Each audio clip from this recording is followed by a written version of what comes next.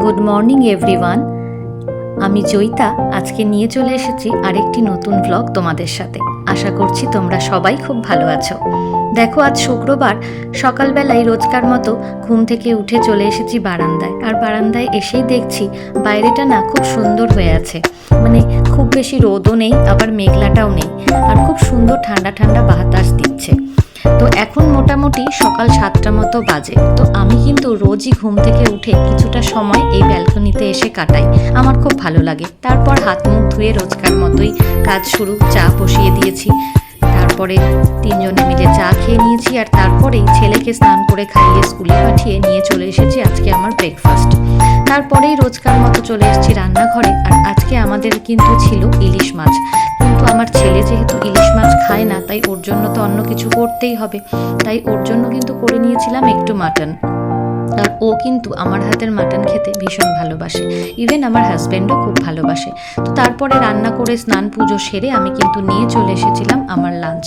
আর lunch করতে করতে আজ জানো তো অনেকক্ষণ মোবাইল দেখছিলাম, দেখতে দেখতে কখন যে বেলা হয়ে গেছে বুঝতেই পারিনি। তারপরে সন্ধ্যাবেলা সন্ধ্যাবাতি দিয়ে আমি কিন্তু রোজকার মতো আবার চলে এসেছি রান্নাঘরে। এসে তিনজনের জন্য করে নিয়েছিলাম চা। তো চা খেতে খেতে আজকে বেশ অনেকটা সময় দেরি হয়ে গেছিল। তারপর হঠাৎ মনে হলো চলো রথের মেলায় যাই, আজকে কিন্তু রথ ছিল। তো এই দেখো আমরা কিন্তু রথের মেলায় যাচ্ছিলাম, আমি আর আমার হাজব্যান্ড। বিশ্বাস করবে না, এত ভিড় যে মেলায় গিয়ে প্রথমে মানে বুঝতেই পারছি না যে ঢুকবো না বেরিয়ে যাব। তো যাই হোক, এসেছি যখন জগন্নাথের দর্শন তো করতেই হবে। তো তারপরে জগন্নাথের জন্য কিন্তু রথের মেলার যেটা প্রধান প্রসাদ চিনি কলা, সেটা কিন্তু আমরা নিয়ে নিয়েছিলাম। আর চিনি কলা নিয়ে নেওয়ার পরে আমরা কিন্তু চলে গেছিলাম রথের কাছে। তো সেখানে গিয়েও প্রচণ্ড ভিড়। তো যাই হোক, ভিড়ের মধ্যে কোনো রকমে কিন্তু আমরা এখানে পুজোটা দিতে পেরেছি। তারপর জগন্নাথ দেবের কাছে নিজের মনস্কামনা বলে সেখানে খানিকক্ষণ দাঁড়িয়ে থেকে তারপরে কিন্তু আমরা ওখান থেকে মেলায় ঘুরছিলাম। কিন্তু বিশ্বাস করো, এত বড় মাঠ, এত ভিড় যে মেলায় কিন্তু আমরা আলটিমেট বেশিক্ষণ থাকতেই পারিনি। তো যতই রথের মেলায় ঘুরতে ঘুরতে দেখো এই যে ছোটোবেলার সেই বাচ্চাদের খেলনার দোকান, ব্যাগের দোকান, এই সব কিছু দেখে না ভীষণ ভালো লাগছিল।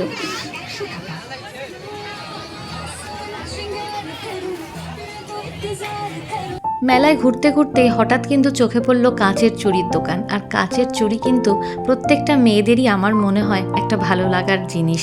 তো আমারও কিন্তু ভীষণ ভালো লাগে কাঁচের চুড়ি। তো চুড়িগুলো দেখে সত্যি অনেকক্ষণ দাঁড়িয়েছিলাম, কিন্তু জানো তো কিনিনি, কারণ আমার কাছে না অলরেডি অনেক কাঁচের চুড়ি আছে। তো সেই জন্য হাজব্যান্ড বলল যে নিলে নাও, কিন্তু আমি আর নেইনি।